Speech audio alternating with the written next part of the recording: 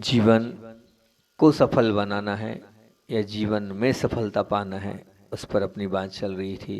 और जीवन में सफल तो बहुत लोग होते हैं, लेकिन जीवन को सफल बनाने वाले बहुत कम लोग होते हैं। हम उस जीवन को सफल बनाने में हैं या नहीं हैं, तो उस पर अपन ने बात करी थी। जब हमारा पुरुषार्थ सत्कार्य की ओर हो, हमारा पुरुषार्थ साधना की ओर हो, हमारा पुरुषार्थ समाधि और समता की ओर हो, हमारा पुरुषार्थ जब सद्गुणों की ओर होता है, तो निश्चित ये मान के चलना हम जीवन को सफल बनाने में लगे हैं। जीवन में सफलता तो सब प्राप्त करते हैं, वो बिरले ही होते हैं जो जीवन को सफल बनाते हैं। हम उस सक्सेसफुल प्रवचन श्रृंखला पर चल रहे हैं, और सक्सेसफुल पर हमने आप लोगों के बीच में मंगलाचरण रखा था कि सक्सेसफुल का एस बोल रहा है सॉलिड फाउंडेशन, मजबूत नींव चाहिए अगर सक्सेस होना है तो। और यू कह रहा है अंडरगो एग्जामिनेशन। अगर आप चाहते हैं जीवन में सफलता, अल्लू भैया परीक्षाओं से गुजरना होगा। जब तक परीक्षाओं से नहीं गुजरेंगे ना, तब तक जीवन में सफलता नहीं मिलने वाली। कष्ट तो लिखे ही हैं, उन कष्टों में भी मुस्कुराते रहना है और अपने आप को आगे बढ़ाते चलना है अगर सक्सेस होना है। सक्सेस का SUC कह रहा था क्या? Complete dedication. बिल्कुल अंदर से संपूर्ण समर्पण चाहिए, पूर्ण विश्वास चाहिए, पूर्ण आस्था चाहिए अगर आप सक्सेस होना चाहते हैं तो। सी कह रहा है फिर क्लियर इंटेंशन। बस मेरा इंटेंशन क्लियर हो, आशा स्पष्ट होना चाहिए। अगर आशा स्पष्ट नहीं है तो अभी हमारी जो दौड़ है वो अधूरी है। नहीं, मेरा आशय बिल्कुल क्लियर है, मुझे वहां पहुंचना है तो मैं वहां पहुंच के रहूंगा। अब जब आशय स्पष्ट नहीं होगा और खुद ही हम उलझे रहेंगे तो कहाँ तक वहां पहुंच पाएंगे। ई कह रहा है एलिमेंट डिप्रेशन, अर्थात बात बात पर खिन्नता नहीं, बात बात पर हमें क्या आदरो ध्यान नहीं करना, बात बात पर हमें किसी पर चिड़चिड़ाहट नहीं, नहीं तो हम अपने उस लक्ष्य को नहीं पात्र पाएंगे। फिर उसके बाद क्या था? एस बोल रहा है स्ट्रॉन्ग डिटर्मिनेशन। डिटर्मिनेशन मतलब बहुत दृढ़ निश्चय चाहिए, तभी आप सक्सेस हो पाओगे, बिना उसके नहीं। हमारे अंदर वो दृढ़ निश्चय की कमी है, इसलिए हम अपने उस लक्ष्य तक, उस मंजिल तक नहीं पहुंच पाते हैं। और एस कह रहा है सुपर कॉपरेशन, बहुत जरूरी, जबरदस्त सहकार्य चाहिए। जब तक हमें एक दूसरे की मदद नहीं मिलेगी, जब तक हम एक दूसरे का सहयोग नहीं लेंगे, जब तक हम एक दूसरे का सहयोग नहीं करेंगे, तब तक हम अपनी मंजिल तक नहीं पहुंच पाएंगे। मंजिल पर पहुंचने के लिए एक दूसरे के सहयोग के बिना हम वहां तक नहीं पहुंच पाएंगे। एफ कह रहा फुल कंसंट्रेशन, बिल्कुल एकदम पूर्ण एकाग्रता चाहिए। जहां बढ़ना है उस ओर एकाग्रता के बिना कुछ भी नहीं हो पाएगा। और यू कह रहा है अंडरस्टैंड रिस्ट्रिक्शन, अर्थात परिस्थितियों को समझते हुए काम करना होगा। स्थिति के अनुसार मन स्थिति को नहीं बनाएंगे तो हम सक्सेसफुल बिल्कुल नहीं हो पाएंगे। लेकिन होता ये हम परिस्थिति को समझते नहीं और अपनी मन स्थिति को खराब कर लेते, तो क्या खाक हम अपने जीवन में सक्सेस हो पाएंगे। और एल कह रहा है लव फॉर रिस्ट्रिक्शन, अर्थात नियंत्रण अगर अपने पर है तो नियंत्रण के लिए बहुत अच्छा वो प्रेम भी चाहिए ही चाहिए। प्रवचन श्रृंखला मैंने आप लोगों के बीच में बहुत सुंदर सी तैयार करके आप लोगों के बीच में रखी थी, और उसमें मैंने आप लोगों के बीच में कहा था एलिमेंट डिप्रेशन, अर्थात खिन्नता को दूर करो। ये वाली बात 3-4 दिन पहले करी थी, लेकिन क्या करें, रोज रोज करता तो हूँ, भूमिका तो बनाता हूँ, लेकिन आगे ही नहीं बढ़ पाता हूँ। जब नोहटा गए तो नोहटा में नोहटा की बात प्रारंभ कर दी थी, यहाँ आए तो यहाँ भी कुछ ऐसी बातें निकल जाती है कि प्रवचन अपना हो ही नहीं पाता है और बात अधूरी रह जाती है। तो मैंने आपसे यही कहा था, खिन्नता को दूर करना, ध्यान रखना कि नदी के साथ कीचड़ को स्वीकार करना ही पड़ता है, फूल के साथ पौधे पर रहे कांटों को स्वीकार करना ही पड़ता है, उसी के साथ सफलता के साथ विफलता को भी स्वीकार करना ही पड़ता है। उसलिए अपने मन को तैयार करना ही पड़ता है। अगर हम जरा सी बात में, जरा सी उस बात को लेकर अगर हम थोड़े से में आद रोध परिणाम कर लेते हैं, तो निश्चित मान के चलना आने वाली वो सफलता पर हम अपना वो चिड़चिड़ापन, अपना वो क्रोध, अपना वो गुस्सा, अपना मन खराब करना, आज तो ठीक है लेकिन अभी सफलता नहीं मिली है, फिर कभी सफलता नहीं मिलेगी। अभी सफलता चाहिए, खेत खिन्न मत हो।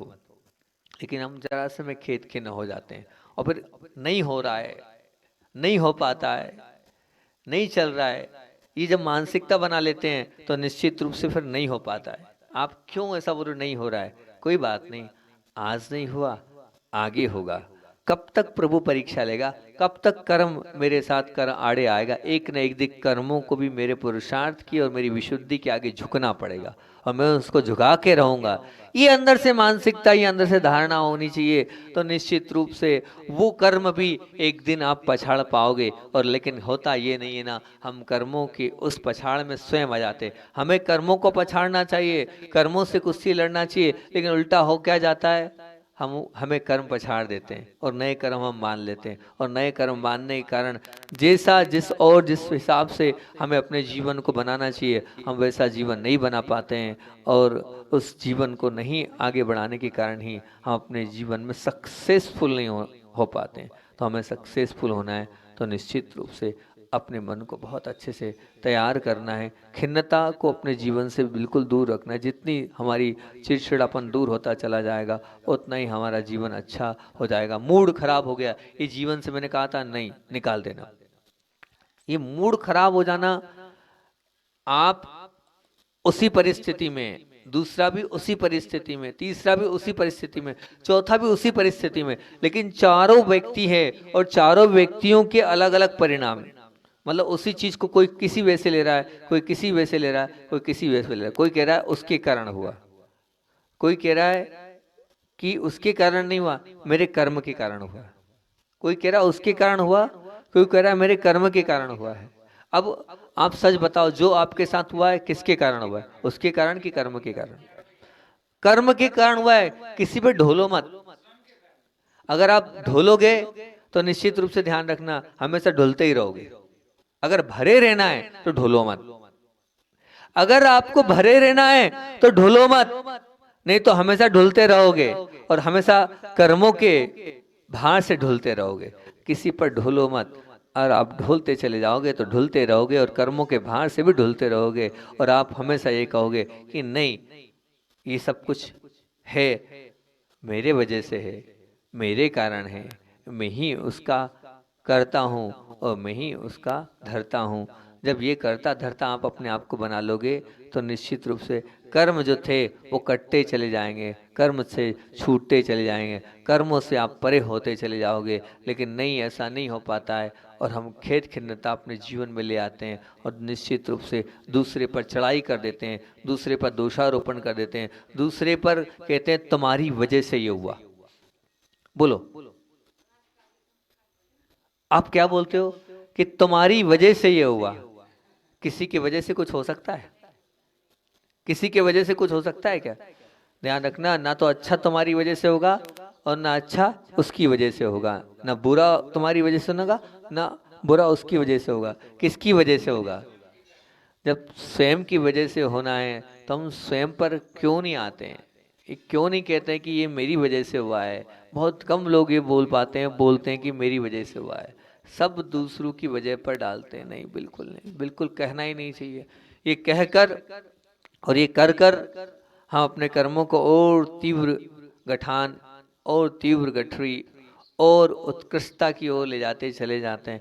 काश हम ढोलना बंद कर दें, काश हम दूसरों के ऊपर दोषारोपण करना बंद कर दें। तो निश्चित रूप से ये दोषारोपण करना, ये ढोलना हमारे जीवन को उत्कृष्टता की ओर ले जाएगा, हमारे जीवन को महान बना देगा। हमारे जीवन में कुछ हम प्राप्त करना चाहते हैं, इतना सा नियम ले लो, ले सकते हो। रोज नियम की बात करता हूँ, आज भी बात कर रहा हूँ नियम की। क्या आरोप प्रत्यारोप का मैं जीवन में त्याग करता हूँ। कर दो त्याग, इतना सा त्याग कर दो कि मैं किसी पर आरोप नहीं लगाऊंगा। जब भी आरोप पर प्रत्यारोप की बात आएगी तो मैं किस पर आरोप प्रत्यारोप लगाऊंगा? मेरे कर्मों पर। हाँ हाँ, जानते हैं ना, बहुत अच्छे जानते हैं। अहंकार, इसी अहंकार को तो छोड़ना है, इसी अहंकार से तो अपने आप को अलग होना है। जब तक, हाँ, जब तक हम अहंकार, ये अहंकार हमारे अपने ज्ञान का अहंकार आ जाता है हमें, ठीक है ना, हमारे रूप का हम अहंकार आ जाता है हमें, हमें अपने अंदर की जो क्वालिटीज है उनका अहंकार, इसी सबको तो छोड़ना है। तो निश्चित उसी, कभी कभी खिन्नता आती नहीं है, लेकिन हम अपना स्टेटस ऐसा बना लेते हैं और उस स्टेटस के कारण अपने एक प्रभाव ऐसा बना लेते हैं और फिर उस प्रभाव के कारण हमें खिन्न है नहीं, एक खिन्न बनना पड़ता है। खिन्नता स्वभाव में नहीं है। खिन्नता हम बनाते हैं, तो जो खिन्नता हम बनाते हैं, खिन्न हम हो जाते हैं, उस खिन्नता को हम जब तक दूर नहीं करेंगे, जब तक हम अपने जीवन को अच्छा नहीं बना सकते हैं। ढोलना बंद कर दो, बस मैं तो इतनी बोलता हूँ। आरोप प्रत्यारोप करना बंद कर दो। तुमने क्या, तुम्हारे कारण हुआ, ये कहना छोड़ दो। बस तुम्हारे कारण हुआ, ये जिस दिन छोड़ दोगे और इतना सा कर लोगे। मैंने उस दिन भी कहा था, इस प्रवचन का सार बोला था कि पूज्य गुरुदेव क्या कहते थे, पूज्य गुरुदेव ये कहते थे कि अगर मैंने ये मान लिया कि मेरे कर्म के उदय सिवाय, तो ये क्या है, क्या है ये? धर्म ध्यान। इतना सा मान लोगे कि मेरे कर्म के उदय सिवाय, तो ये क्या हो गया? धर्म ध्यान। तो जब कुछ प्रतिकूल परिस्थिति आती है मेरे जीवन में, कष्ट अगर मेरे जीवन में आ रहे हैं, तकलीफ मेरे जीवन में आ रही है, तो उस समय मुझे तो इतना सही तो बोलना है, ये मंत्र है, महामंत्र है। क्या बोलना है? मेरे कर्म का उदय है। इतना ही तो बोलना है, मेरे तीव्र पाप कर्म का उदय किसी की वजह से नहीं, मेरे कर्म के उदय से हो रहा है। खेत खिन्न मैं दूसरे पर क्यों हूं? मैं अपने कर्मों पर खेत खिन्न हूं ना, तब कहीं जाकर मैं अपने जीवन को सक्सेसफुल बना पाऊंगा, तब कहीं जाकर मैं अपने जीवन को महान बना पाऊंगा। कौन है ऐसा बिरला जो ये कहता है कि मेरी वजह से हुआ है? कभी भी आपको कोई, मान लीजिए आप गए भोजन में, अगर नमक कम मिला या भोजन आप जैसे आते थे, तो आप किस पे थोप देते हो? जिसने सब्जी बनाई उस पर। अरे तेरे कर्म में नहीं लिखी है तो काय को विकल्प कर रहा है? तेरे कर्म में लिखा ही नहीं है कि तेरे को नमक वाला मिलना चाहिए, तो ये विकल्प करना। तो अब दीदी मालूम क्या बोलेगी? पिंकी दीदी बोलेगी कि हमने नमक डाल दिया तो आपके कर्म के उदय से मिल रहा है आपको। ये तो ये बोल दे अभी आहार में डाल दे कि नमक आपके कर्म के उदय से मिल रहा है। नहीं, तो आपको हम यही बोल रहे हैं, अगर नमक, मैं प्रैक्टिकली बात बोल रहा हूँ, अगर आपका पुण्य होता तो आपको नमक वाला मिलता ना। सामने वाले के भाव नहीं है कि आपको बिना नमक का देना है। और है क्या भाव? क्या आपकी धर्मपत्नी चाहती है क्या कि आपको बिना नमक का दें या बिना मीठा का दें? अब नहीं डला आपका, अगर उसमें नहीं डला तो इस निश्चित मान के चलना, अगर नहीं डला है तो तीव्र कर्म का उदय तुम्हारा है। इसलिए अगर आप अपना जीवन अच्छा बनाना चाहते हो तो एक बस मेरा जीवन नो शिकायत वाला बन जाए। मैं कभी किसी से शिकायत नहीं करूंगा, मैं कभी किसी से कुछ कहूंगा नहीं। और वो जो प्रतिकूल परिस्थिति आई है, वो जो कष्ट मेरे सामने खड़ा है, वो जो पीड़ा मेरे सामने खड़ी है, उसमें मुझे क्या मानना है, क्या कहना है, क्या कहना है? मेरे कर्म का उदय। इतना सा कहने में सच कह रहा हूं, वो धर्म ध्यान हो जाएगा। इसको हम क्यों नहीं स्वीकार कर रहे हैं? इसको इतना सा स्वीकार कर लें। मैं आपको आज की जो बात बोल रहा हूँ, कल परसों भी यही वाली बात इसी में बोली थी, लेकिन दोबारा बोल रहा हूं। मैं इसलिए बोल रहा हूं कि ये मूल है, ये धर्म है। आप ये मान के चलना है, छोटी मोटी चीज नहीं बता रहा हूं मैं। और हम सबके साथ हर समय प्रतिकूल परिस्थिति रहती है, हर क्षण हमें। जब दुखमा काल में है तो दुखमा काल में है तो दुख तो मिलना ही है, और जब दुख मिलना है तो सब सहन करना ही है, और जब सहन करना है, हम इतना सा मंत्र बोल दें, मेरे कर्म का उदय है। इतनी सी बात तो बोल दो। इतनी सी बात बोलने में सब कुछ आपका, सब कुछ वो हो जाएगा। अच्छा श्री जी बार बार बोलते हैं, और हमेशा बोलते नहीं थे, प्रैक्टिकली करते थे। प्रैक्टिकली जीवन में उन्होंने बहुत बार किया है। मुझे अच्छे से याद है, एक संस्मरण मैंने सुनाया था पूज्य आचार्य महाराज का, कि एक स्वरूपानंद जी छुल्लक जी थे। अब मतलब वो नहीं है, स्वरूपानंद जी छुल्लक जी थे। आचार्य जी, बहुत छोटा सा संघ था और स्वरूपानंद जी छुल्लक जी थे। तो स्वरूपानंद जी छुल्लक जी थे, तो हुआ ये कि आंख में कुछ ड्रॉप डालना था आचार्य श्री जी के, तो आंख में वो न डलकर उन्होंने दूसरी शीशी उठा के दे दी, और वो डल क्या गया? चंदन डल गया। अब जब चंदन इतना तीव्र होता है, अगर वो आंख में चला जाए तो आंख की स्थिति खराब हो जाती है। और वो थोड़ा सा डला था, उतने में आचार्य श्री जी की आंखें लाल टमाटर जैसी हो गई थी। तो लाल टमाटर जैसी जब आंखें हुई थी तो स्वरूपानंद जी बड़े घबरा गए। उन्होंने सोचा कि ये मैंने क्या कर दिया, मेरे कारण हुआ है, मैं इसका दोषी हूं। वो रोने लगे। तब आचार्य श्री जी ने एक बात बोली थी, भैया तुमने तो अच्छे भाव से दिया था ना, तुम्हारे भाव क्या थे कि मेरी आंखें खराब हो जाए, ये भाव थे। तुम्हारे भाव तो ये थे कि आंखों में जलन हो रही है तो ये ड्रॉप डाल दूं, इससे जलन खत्म हो जाए। तो तुम्हारा भाव अच्छा था, तुमने तो अच्छा किया था, पर कहाँ, मेरे कर्म में तो बुरा ही लिखा था। तो मेरे कर्म जब बुरा लिखा था तो हुआ है, तुमने तो अच्छे करने के भाव किए थे, तुमने कोई ऐसा उपसर्ग करने के भाव थोड़ी किए थे कि नहीं ऐसा कर दूं, तो तुम क्यों विकल्प कर रहे हो? और मैं कुछ बोल रहा हूँ क्या? मैंने तो कुछ बोला नहीं है। तो अब निश्चित रूप से कितनी बड़ी बात है। और अगर मैं होता ना तो हो सकता था, अगर गृहस्थ अवस्था में होता तो हाथ ही घुमा देता मैं तो। क्या किया तुमने ये? नहीं, अगर गृहस्थ अवस्था में होता तो मुनि बनने के बाद तो शायद आंख दिखाता या चिल्लाता प्रतिकूल परिस्थिति में। तो अब अजय श्री जी ने कितनी बात बोली, और होता है अक्सर ये हमारे साथ होता है। हम ये क्यों नहीं स्वीकार करते कि भैया उसका भाव ऐसा थोड़ी था कि बिना नमक के देना है, बिना मीठे के देना है। चाय भी देना है आपको, मान लो चाय पीते तो बिना मीठे की देना, नहीं डली, गलती से नहीं डली, तो किसकी गलती से नहीं डली? हमारे कर्म की गलती से डली, उसकी गलती नहीं थी। वो तो डालना चाहता था लेकिन डला नहीं। जब वो अच्छा करना चाहता था, नहीं हुआ, तो इसमें हमें दूसरों पर बिल्कुल नहीं थोपना है। सोचो, विचार करो, आंखें 8 दिन तक जलन करती रही, और उस 8 दिन में अंत में आचार्य जी ने क्या बोला? बोले, आचार्य जी ने बोला, बोले जब कष्ट आते हैं, जब पीड़ा आती है, तो बार बार ये कहने को तो मिलता है, मेरे पाप कर्म का उदय, मेरे पाप कर्म का उदय, मेरे पाप कर्म का उदय। तो मेरे पाप कर्म का उदय जब जब भी मैंने बोला, तब तब क्या हुआ? धर्म ध्यान।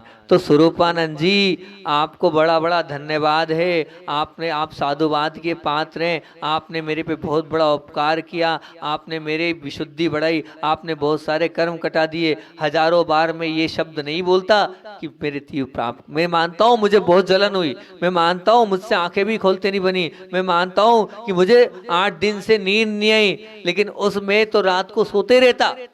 आचार्य ने क्या बोला? मैं तो रात को निद्रा अवस्था में रहता 8 दिन तक, वो नींद में हर क्षण हर पल मेरे पाप कर्म का उदय, मेरे पाप कर्म का उदय। इस बोलने के, इस मंत्र को कहने के में निमित्त कौन बने? आप मेरे उपकारी हैं, अपकारी नहीं। आप मेरे उपकारी हैं, अपकारी नहीं। आपने मेरे पे उपकार कर दिया है। और ये सब कुछ करने के बाद सोचो क्या गुरुजी की सोच है। इतनी प्रतिकूलता देने के बाद भी उसको अपकारी नहीं बोल रहे हैं, उसको क्या बोल रहे हैं? उपकारी। मतलब जो पीड़ा दे रहा है, जो कष्ट दे रहा है, वो बिल्कुल गुस्सा जायज है। अरे देख तो लेते, चंदन है कि आंख का है, इतना सा देखते नहीं बना, लेकिन फिर भी वो है। अब क्या बोल रहे हैं उससे? बिल्कुल निश्चित रूप से पूरी गलती थी उनकी, उनकी नासमझी भी थी, उनका आलसपन भी था, वो विवेक की कमी भी थी, पर उसमें उन्होंने उसको एक शब्द नहीं बोला और उनको उपकारी बोला। अब बताओ, कभी ऐसा आपके साथ घटा और आपने कभी किसी से कहा कि आप हमारे उपकारी हो, आपने हमारे पर उपकार किया? कभी किया ऐसा? आप आचार्य भगवान की जय जयकारा तो खूब बोलते हो, आप बोलते हो, क्या बोलते हो कि ज्ञान के, नहीं वो बोलते हो ना, वंदे विद्या सागरम। अब उनकी जयकारा भी बोलते हो, और आप बोलते हो कि हम उन्हीं से जुड़े हैं, उन्हीं के भक्त हैं और उन्हीं के जैसा बनना चाहते हैं। तब जब उनकी जयकारा बोलते हो, तो अब ये जब भी प्रतिकूल स्थिति आए, उस प्रतिकूल व्यक्ति की पीठ ठोकना। आपने मुझे कर्म काटने का अवसर दिया, मौका दिया, आप धन्य हैं। आप ऐसे मौके और देते रहना, मैं ऐसे मौके का हमेशा आगे भी स्वागत करता रहूँगा। कभी ऐसा कर पाओगे आप? बोलो। बहुत मुश्किल है। नहीं, मुश्किल है नहीं, ये मत मानना मुश्किल है, नहीं, मुश्किल हमने उसको मान लिया है, मुश्किल है नहीं। अगर मुश्किल होता तो आचार्य कर पाते क्या? हमने उसको मुश्किल मान लिया है, उस मुश्किल मान लेने के कारण हम कर नहीं पा रहे हैं। बाकी कोई कोई उसी चीज को हम बहुत बार बार कहेंगे, बहुत तकलीफ है, बहुत कष्ट है, बहुत पीड़ा, तुमने क्या किया, तुमने क्या किया, तुमने क्या किया, और उसी को बोलेंगे कुछ नहीं है, आया है चला जाएगा, कोई विकल्प नहीं, कोई बाधा नहीं, ठीक है, होता है, हो गया, अब कब तक रहेगा, आज नहीं तो कल। आप निश्चित एक बात ध्यान रखना, कितने ही पापी जीव नरकों में भी साता आता है, ऐसा नहीं कि नहीं आता है। तो हम तो यहाँ मनुष्य पर्याय में देवशास्त्र गुरु से जुड़े हैं, तो कितनी असाता आएगी, लेकिन उतनी सी असाता में ही अपने आप को फिर हम और तीव्र असाता से बांध लेते हैं, ये स्वीकार नहीं करके और दूसरों पर ढोल कर। तो मैं तो इतना ही कहूँगा कि वास्तविकता में बात तो आज मुझे स्ट्रांग डिटर्मिनेशन की करनी, दृढ़ निर्णय की करनी थी, लेकिन वो खिन्नता वाला विषय इतना अच्छा है वो छूटते ही नहीं बनता है। तो हम इतना ही कर लें, धर्म ध्यान हो जाएगा हमारा और विशुद्धि बढ़ जाएगी हमारी, परिणामों में निर्मलता आ जाएगी हमारी। जब भी कोई प्रतिकूल परिस्थिति बने, जब भी कुछ ऐसा लगे, तो हम एक ही बात बोले, मेरे तीव्र पाप कर्म का उदय था, बस इतना बोल दें। आज नहीं, वो खेद खिन्नता नहीं है, वो उसको खेद खिन्नता नहीं। अगर मान लीजिए धार्मिक क्रिया से हम वंचित हो रहे हैं तो उसको खेद खिन्नता नहीं, हो तो एक कारण है कि हम शुभ उपयोग से दूर हो रहे हैं, उसको खेद खिन्नता मत स्वीकार करना। वो तो आपके परिणामों की निर्मलता है कि देव शास्त्र गुरु की सन्निधि छूट रही है। हमें गुरु मिलते तो बहुत अच्छा होता, उनके माध्यम से हमारा धर्म ध्यान हो जाता, कुछ सीखने को मिल जाता, कुछ अपने जीवन को अच्छा करने का मौका मिल सकता है। तो ध्यान रखना है, खेद खिन्नता करने की आवश्यकता है करी आपने, उससे कर्म तो नहीं बनने वाला है, तो उससे विशुद्धि आपकी बढ़ेगी। वो आंख के आंसू गुरु के लिए आए, वो आंख के आंसू जो गिर रहे हैं वो गुरु के लिए गिर रहे हैं, तो वो गलत तो नहीं है, लेकिन इतना जरूर है जहां मौका मिले हमें वहां जाना है और वहां जाकर लाभ लेना है। ये हम भावना करेंगे तो बहुत अच्छी और बात हो जाएगी, उसको खेद खिन्नता नहीं बोलेंगे। परिणाम जहां धर्म ध्यान की हो, परिणाम जहां किसी को अच्छे बनाने की हो। आचार्य श्री जी एक बात बोलते थे कि गुरु अगर डांटता है, गुरु अगर क्रोध भी करता है, गुरु अगर किसी प्रकार से किसी फटकार भी लगाता है, तो निश्चित वो क्रोध है, लेकिन क्रोध काय के लिए, वो खेद खिन्नता किसके लिए, कि सामने वाले को अच्छा करने के लिए। उसको खेद खिन्नता नहीं बोलेंगे, उसको सिर्फ सामने वाले पर संस्कार पड़ जाए, सामने वाला सही मार्ग पर आ जाए, वो अपने जीवन को संस्कारित कर ले, वो अपने जीवन को अच्छा बना ले, इसलिए करते हैं। वहां खेद खिन्नता नहीं है। खेद खिन्नता का तात्पर्य यही हैगा कि प्रतिकूल और कष्ट में भी उसको स्वीकार नहीं करना और उस पर अपने आप की प्रतिक्रिया प्रतिकूल दे देना, उस खेद खिन्नता की यहाँ पर मैं चर्चा कर रहा हूँ। वो खेद खिन्नता हमारे जीवन में नहीं आना चाहिए। हम आज इतना नियम ले लें, हम ढोलेंगे नहीं, हम ये नहीं कहेंगे तुमने किया, बस किसी ने जो तुमने किया ये बोलना छोड़ देंगे तो बहुत अच्छी बात है। अल्लू भैया, जीवन में सबके कष्ट है और उन सब कष्टों में भी, उन सब पीड़ाओं में भी अगर हम बार बार उसी को लेके बैठे रहेंगे ना, तो ध्यान रखना हम जीवन को अच्छा नहीं बना पाएंगे। अगर जीवन को अच्छा बनाना है तो निश्चित हम आप ही के लिए आज प्रवचन कर रहे हैं। विषय हमारा दृढ़ निर्णय का था, लेकिन हमने विषय आपको, आप बैठ गए हमारे प्रवचन में तो हमने विषय आप पर सीधे सीधे ले लिया है, इसलिए कोई विकल्प नहीं, आने दो। आचार्य श्री क्या बोलते थे, एक और बोलता हूँ, मैं तो पूज्य गुरुदेव को सुनता था, वही बार बार बोलता हूँ, मेरे प्रवचन तो पूज्य गुरुदेव ही रहते हैं, वही बातें याद आती है, उन्हीं को आप लोगों के बीच में। आचार्य श्री कहते थे परिशाहान उरंदित्तो, ये हमारे प्रतिक्रमण की लाइन है, बड़े प्रतिक्रमण जो हम पढ़ते हैं 15 दिन में। परिशाहान उरन दित्तो, उरन दित्तो, उरन बोलते हैं छाती को, दित्तो मतलब जब जब भी पीड़ा आए, कष्ट आए तो छाती आगे अड़ा दो, आजा कितना आ रहा है, कब तक परेशान करेगा देखता हूं मैं, एक दिन तेरे को परास्त होना पड़ेगा। परेशान उर यानी छाती लगा दो कष्ट में और पीड़ा में, आंख से आंसू मत बहाओ, ये मत कहो मैं परेशान हो गया हूं, मैं कर्म को परेशान कर दूंगा पर मैं परेशान नहीं होऊंगा। आज नहीं तो कल मुझे मेरे गुरु पर विश्वास है, मुझे मेरी भक्ति पर विश्वास है और मुझे अंदर से आस्था है प्रभु के प्रति, बस इतना है, तब तुम्हारा अच्छा होगा। मेरे माध्यम से किसी का बुरा ना हो, मेरे माध्यम से किसी का गलत ना हो, मेरे माध्यम से किसी के साथ ऐसा ना हो जाए कि वह आंसू बहाए, बस इतना ध्यान रखना कि मैं कर तो रहा हूं लेकिन मेरे उस करने की वजह से किसी का अगर बुरा नहीं हो, किसी का गलत नहीं होगा, तो निश्चित ध्यान रखना आज नहीं तो कल तुम्हारा भला होगा, निश्चित होने वाला है, होके ही रहेगा। पर कब, जब आपके मन में ये भावना हो, अच्छे भाव के साथ आप अंदर से लड़ते चले जाएंगे, आगे बढ़ते चले जाएंगे और उठते चले जाएंगे, तो निश्चित वो आज नहीं तो कल आपकी वो पीड़ा, वो कष्ट वो दूर होगा ही होगा। और जिसके जीवन में जितनी ज्यादा कठिन परिस्थिति होती है उतना ही रखना वो प्रभु और गुरु से जुड़ता है। आपकी जितनी कठिनाई होगी उतने आपको गुरु महाराज याद आएंगे, उतने आपको भगवान याद आएंगे, ये निश्चित मान के चलना है कि नहीं, प्रैक्टिकली बात है। उतने महाराज जी याद आएंगे, उतने भगवान याद आएंगे, तो वो तो बहुत अच्छा है। वो पीड़ा और वो कष्ट जो आई है ना, वो महाराज जी को याद दिलाने के लिए आई है, वो पीड़ा और कष्ट आए भगवान को याद दिलाने के लिए आए। ये क्यों नहीं सोच रहे हो कि आज इस बहाने में धर्म ध्यान करने का मुझे मौका मिल रहा है, मुझे महाराज जी को याद करने का मौका मिल रहा है। आप 4 बार आओगे कि महाराज जी का आशीर्वाद ले लें, आप 10 बार जाओगे कि बड़े बाबा के चरण छू लें, कहीं बड़े बाबा के चरण छूने से हमारा अच्छा हो जाएगा। तो ये आप उसी चीज को इस वे में लोगे तो निश्चित रूप से वो सब कुछ अपने आप ठीक होता चला जाएगा। जैसा आप चाहते हो वैसा आपका मंगलमय होता चला जाएगा। तो आज तो का प्रवचन का सार यही दे रहा हूँ, मुझे किसी पर नहीं ढोलना है और हर क्षण और हर पल एक ही बात बोलना है, मेरे पाप कर्म का उदय है। क्या बोलना है? मेरे पाप कर्म का उदय है और मैंने किया है इसलिए मुझे मिल रहा है। मुझे कोई देने वाला नहीं है, मुझे कोई दे सकता नहीं है और किसी की देने की ताकत भी नहीं है, कोई दे भी नहीं सकता है। तो जो मिल रहा है मुझे मेरे पाप कर्म के उदय से मिल रहा है, तो मैं ढूलूंगा नहीं और एक्सेप्ट करते चलूंगा और बार बार कहते चलूंगा कि मेरे पाप कर्म का उदय, मेरे तीव्र कर्म का उदय, मैंने पूर्व भव में गलतियां करी है, मेरे माध्यम से कुछ ऐसा कुछ हुआ है, उसी का परिणाम मुझे आज भुगतना पड़ रहा है। उसको मुझे हंसते हंसते भी भुगतना है और रोते रोते भी भुगतना है। रोते रोते भुगतूंगा तो और तीव्र कर्म बांधूंगा और बांधूंगा, मतलब वो संतति खत्म ही नहीं होगी और बढ़ते चली जाएगी। और हंसते हंसते अगर उसको मैंने मान लिया एक्सेप्ट कर लिया तो आगे कर्म बनेंगे नहीं, यहीं कहीं निपटा लेंगे हम, यहीं कहीं सुलझा लेंगे हम, और वही वही वही वही रोते चलेंगे हम, तो वही वही कर्म और बनते चलेंगे। अभी इतना है, बाद में और बड़ा मिलेगा।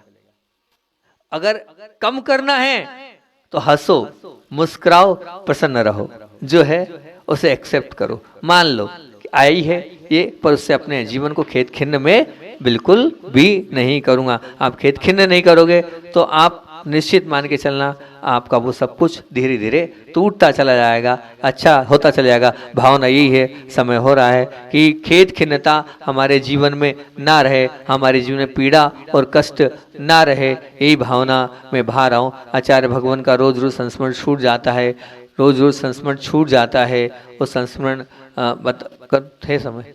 तो आचार्य भगवान की बात, अपनी बात को विराम देता हूँ, समय हो गया होगा, आज घड़ी नहीं देखी हमने कितनी बजे प्रारंभ किया, कि एक बहुत गुरु भक्त था और ऐसा गुरु से जुड़ा हुआ भक्त था वो कि गुरु के पास मैं नहीं जा पाता हूँ, कोई बात नहीं, गुरु के पास निकटता मेरी नहीं हो पाती, कोई बात नहीं।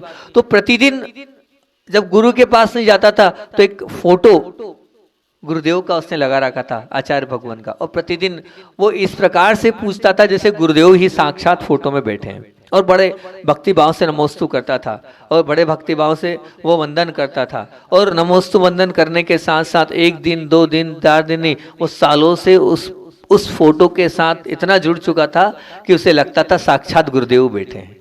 योग संयोग की बात है, जो भक्त और भक्ति जिसके पास होती है, हुआ ये कि दुकान में आग लग गई, और आग, सत्य घटना बता रहे हैं, आग लग गई तो आग तो लगी, लेकिन जहां वो तिजोरी थी उस तिजोरी के ऊपर फोटो थी, और वो फोटो थी, पूरी दुकान तो जल गई, लेकिन जो धन वाला मामला था और जो फोटो था उस दीवार पर आग छू भी नहीं पाई, आग आ भी नहीं पाई। क्यों? क्योंकि उसने साक्षात गुरुदेव को बिठा रखा था, वहां रोज गुरुदेव की भक्ति और पूजा भले फोटो में करता था, लेकिन करता था तो वहां पूरी दुकान सब तरफ तो जल गया, लेकिन उस दीवार को आंख छू भी नहीं पाई और वहां कुछ भी नहीं हो पाया। ये निश्चित रूप से अतिशय गुरुदेव का भी कह लो, पर मैं कह रहा हूँ गुरुदेव का अतिशय बिल्कुल भी नहीं है इसमें, भक्ति और उस भक्त का अतिशय। हम भी ऐसी भक्ति करेंगे तो हमारे जीवन में भी ऐसा अतिशय निश्चित रूप से घटेगा। बोलिए आचार्य भगवान विद्यासागर जी महामुनि राज की।